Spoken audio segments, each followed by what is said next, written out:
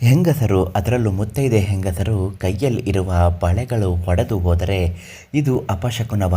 ನಿಜವಾಗ್ಲೂ ಇದು ಕೆಟ್ಟದ್ದಾಗುತ್ತಾ?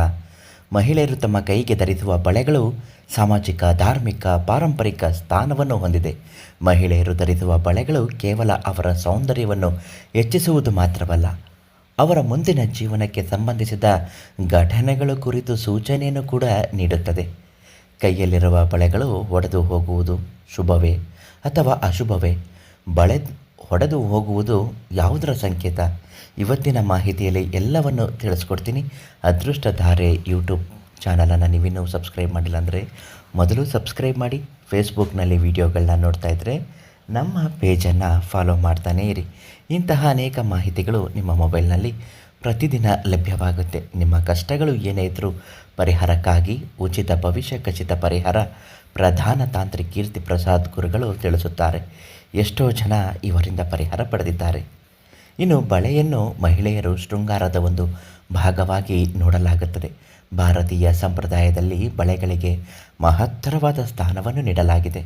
ಮದುವೆಯಾಗಲಿ, ಹಬ್ಬವಾಗಲಿ ಅಥವಾ ಇನ್ಯಾವುದೋ ಶುಭ ಕಾರ್ಯದಲ್ಲಾಗಲಿ ಸ್ತ್ರೀಯಾದವಳು ಬಳೆಗಳಿಲ್ಲದೆ ಎಷ್ಟೇ ಅಲಂಕಾರವನ್ನು ಮಾಡಿಕೊಂಡರೂ ಅದು ವ್ಯರ್ಥವೆನಿಸಿಕೊಳ್ಳುತ್ತದೆ.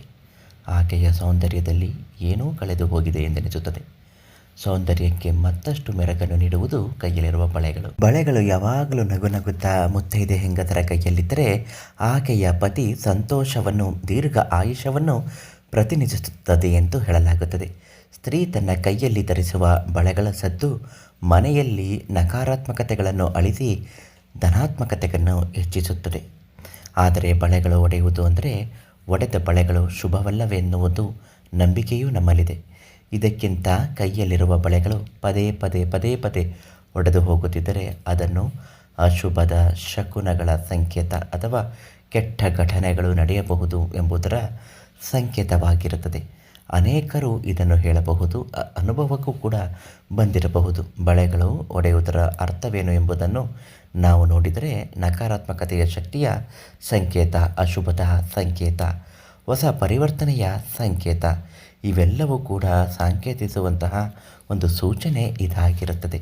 ಒಂದು ವೇಳೆ ಬಳೆಗಳು ಒಡೆದಾಗ ಅಪಶಕುನಗಳು ಕಾಡುತ್ತಿದ್ದರೆ ನೀವು ಈ ತಕ್ಷಣವೇ ಪ್ರಧಾನ ತಾಂತ್ರಿಕ ಕೀರ್ತಿ ಪ್ರಸಾದ್ ಗುರುಗಳಿಗೆ ಕರೆ ಮಾಡಿ.